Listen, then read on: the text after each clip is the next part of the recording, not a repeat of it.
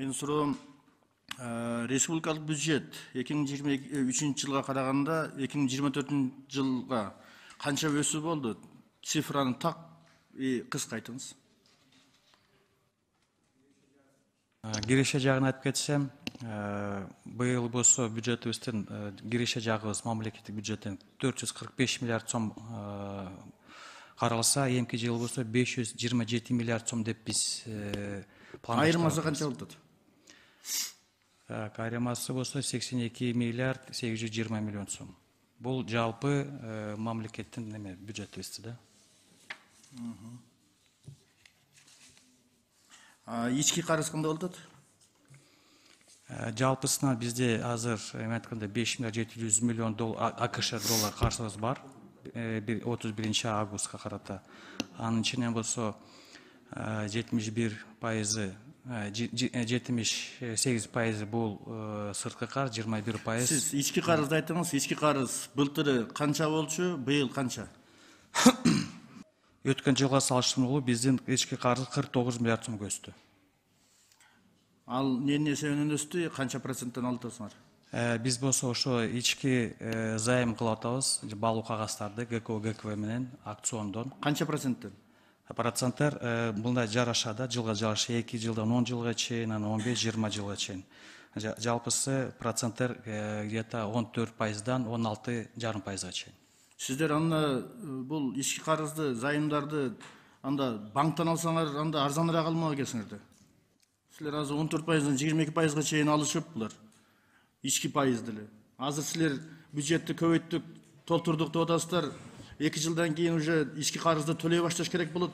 А процентине төлөш керек, ордуна коюш керек.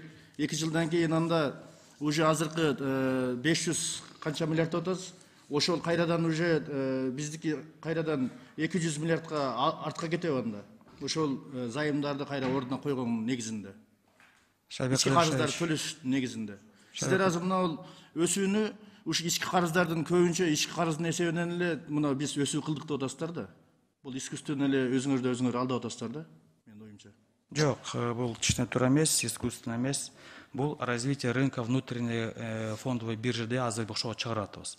Эмнеге силер процентин анда 14%тен 22%ке кылып атасыздар? Бүгүнкү күндө банкта канча азыр? Бүгүнкү күндө рынокто ушундай пайыз. Азыр кредиттер болсо 18%дан ылдый жок.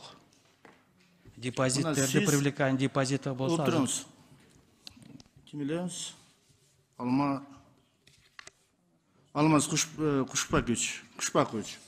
Азыр Кушпекович. Мына азыр сиз быйыл министр финансов болуп туруп, ушундай жакшы өсүүлөр болуп атат деп келип атасыз да. Эмки жылы или дагы бир 2 жылдан кийин башка министр финансов келген болсо, мына мен иштеген убакта ушундай өсүү болгон эле деп ички карыздын эсебинен өсүү кылып атасыздар да. 2 жылдан кийин башка бир министр финансов келген болсо, анга кыйын болот. Себеби деген ушулар төлөш керек бардыгынча. Мына булна өсүү болбойт деп ошондо артынан сүйлөйсүңөр. Бардыңарчы?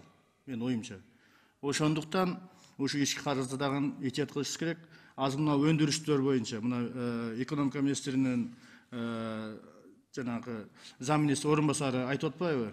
Өндүрүштөрдү жанагы азыр жогоруда коллегам айтмакчы эле. 6 адамга өстү, иш ачылды 20 адамга депчи. Сиздер өзүңүздөр мамлекет жардам берип кайсы ишканалар ачылды? Ошону айтсаңыздар, жанагы ишкерлер өздөрү ачкан жанагы швейный бир сектор барып алып туруп эле биз ачык деп айта бербестен, бир мамлекеттин эсебинен кайсы өндүрүштөр ачылды? Ошону айтсаңыздар.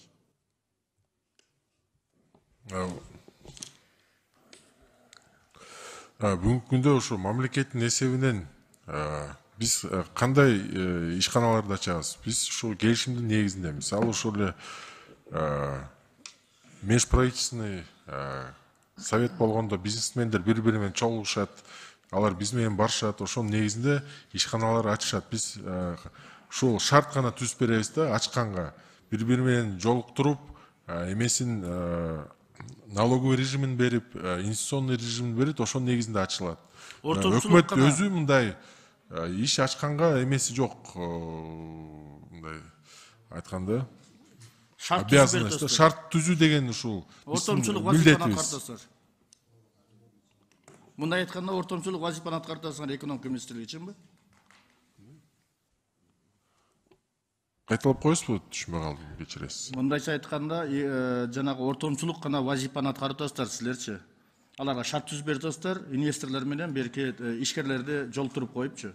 Өзү негизи мына жанагы өзүңүздөр бир сунуштап, мамлекеттик деңгээлдеги проекттерди жазбайсыздарбы? Мамлекеттик деңгээлдерди проекттерди жазып, мамлекеттик деңгээлдеги бир ишканаларды ачканга экономика министрлиги ошол иштерме алек болсоңуздар сиздерчи. Сиздер жанагы айыл чарба министрлигинин жанагы ишинде эле кылып атасыздар да, ортомчулук ишти кылып атасыздар. Башка эч кандай мындай сиздерде көрүнүктүү бир жанагы жыйынтык результат жок болуп атат да. Ошону дагы эске алып койсоңуздар.